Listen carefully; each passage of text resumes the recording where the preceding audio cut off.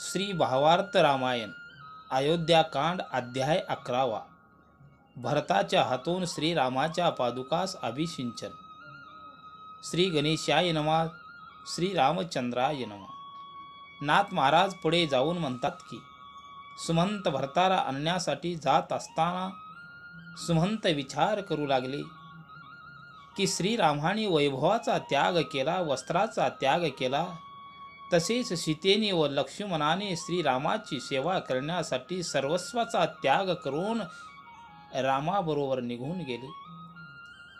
केवळ राम निघून गेला म्हणून श्री दशरथाने आपला ध्येय ठेवला आणि श्रीरामाची सेवा करण्यासाठी निघून गेले.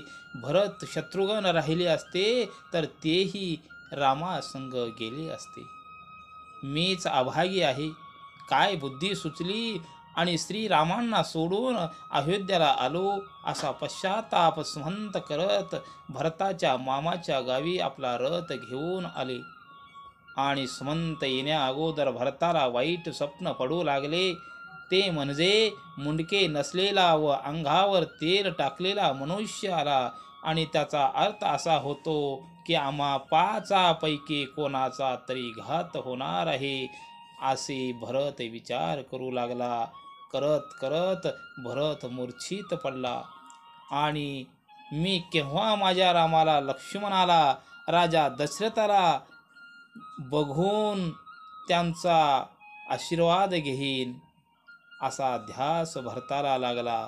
त्यावेळेस राजधानी अयोध्येच्या ठिकाणची चर्चा चालू झाली की भरताला गादीवर बसविल्याशिवाय दशरथाचे दहन करता येणार नाही, म्हणून भरताला येथील वृत्तांत न सांगता इथे घेऊन यावे असा निरोप घेऊन सुमंत तेथे पोहोचले.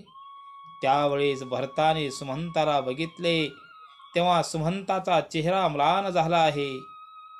त्यावेळेस भरत बोलू लागले, सुमंता, तुझा चेहरा असा का पडलेला दिसलेला आहे? तू रडत रडत या ठिकाणी आला आहेस, मला काय झाले पूर्ण सांग. म्हणत असताना भरत पुन्हा म्हणतात की तू काय सांगू नकोस, मीच अयोध्येला येतो म्हणून रथात बसून अयोध्येला आला. तेव्हा भरताला अयोध्या ओस दिसू लागली. त्यावेळेस भरत रथातून पळत पळत राजमहालात गेला. तेव्हा राजा दशरथाचा देह तेलाच्या कडेत ठेवलेला दिसला. तेव्हा माझा राम कुठे आहे असे विचारतात. तेव्हा केवळ कैकेयीमुळे श्रीराम वनात गेले आणि राजा दशरथ आपला ध्येय ठेवला. त्यावेळेस भरताने एकच आरोळी ठोकली, रामा रामा रामा, मला सोडून वनात काय गेलो, मी आता काय करू रे दादा, असे भरत रडू लागला. अनेक आठवणी करत भरत घाय मोकळून दुःख करीत खाली बसले आणि मी माझ्या माथुळी मायेच्या व विषयाच्या मागे राहून दादा तुला अंथरलो, मला भेट दे दादा, असे म्हणू लागला. आणि माझ्या आजोळाला जाण्यामुळे राम अंतरला व माझा पिता ध्येय ठेवून निघून गेला. खरंच मी अभागी आहे, मला मरण का येत नाही म्हणून आपले शरीर धरणीवर टाकले आणि श्रीरामाची सेवा माझ्या हातून नाही झाली. केवळ श्रीरामाची सेवा करण्याचे भाग्य फक्त लक्ष्मणालाच प्राप्त झाला, म्हणून लक्ष्मण श्रेष्ठ आहे, मीच अभागी आहे, असे दुःख भरत करू लागले. श्रीराम माझा निज ठेवा होता, रामाजवळ जाण्याची पदवी मला प्राप्त झाली असताना माझी माता कैकेयीने माझ्यात आणि श्रीरामात भेट करून भेद केला आणि श्रीराम सेवेपासून मी दुरावलो. माझे बळ श्रीराम, माझे शौर्य श्रीराम होता, आता मी काय करू, असे अनेक आठवणी करीत पुन्हा पुन्हा भरत दुःख करू लागले.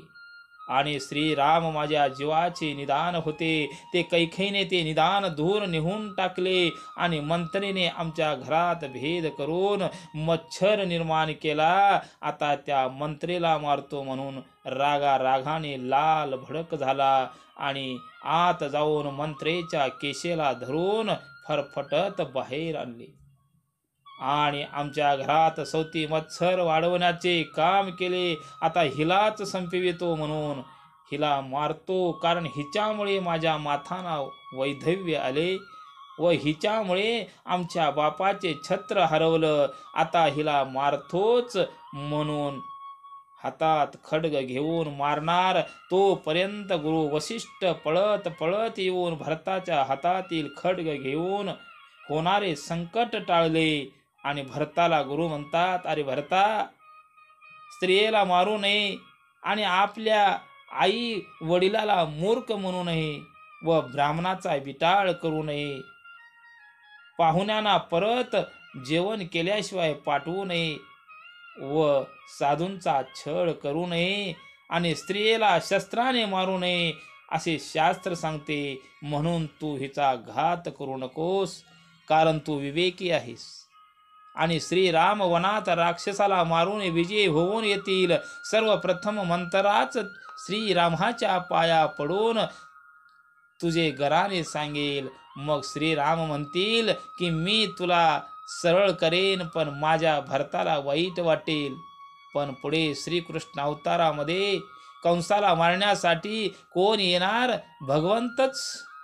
मग त्यावेळेसच मंत्रा श्रीरामाला पायाला चंदन लावण्याचा पहिला मान तिला मिळणार आहे आणि त्यावेळेस त्या मंत्रेचा उद्धार श्रीकृष्ण अवतारामध्ये प्रभू रामचंद्र करणार आहेत असे नाथ महाराज सांगतात.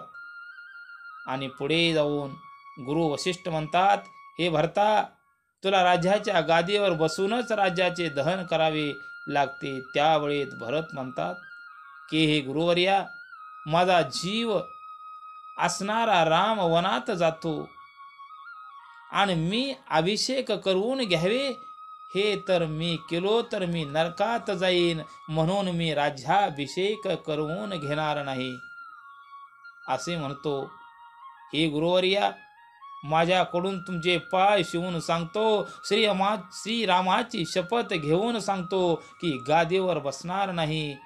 त्यावेळी वसिष्ठाने शत्रुघ्नाला पाहतात तेव्हा सर्व काही विसरून तो रामरूप झाला असे वसिष्ठाला कळाले आणि शत्रुघ्नाचा जो भाव आहे वसिष्ठाला कळाला आणि भरताचाही भाव कळाला. मग आता राज्याच्या गादीवर कोणी बसणार, कुणाला शपथ द्यावे, कुणाला राज्याभिषेक करावा असा विचार करून भरताला म्हणतात की हे भरता, व्यर्थ दुःख का करतोस?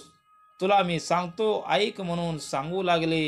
हे भरता, श्रीरामाचे पादुका घे आणि त्याचे पूजन कर आणि पूजन करून त्या पादुका गादीवर ठेव आणि आपण श्रीरामाला जाऊन भेटू. म्हटल्यानंतर भरताला आनंद झाला.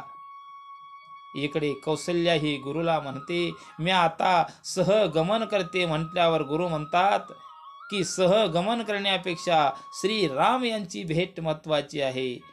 तुला आणि भरताला आणि सुमित्रेला सर्वांनाच श्रीरामाची भेट घडवून आणतो असं म्हटल्यावर कौसल्या म्हणते की हे मुनिवर्या, मला वचन द्या.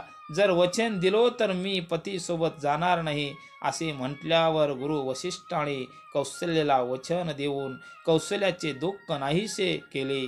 तेव्हा रामाचे पादुका गादीवर ठेवून पूजा केली आणि राजाच्या देहाचे दहन केले. आणि नाथ महाराज एका जनार्दन माऊलीला शरण जाऊन इथेच अध्यायाची सांगता करतात. जय श्रीराम, जय श्रीराम.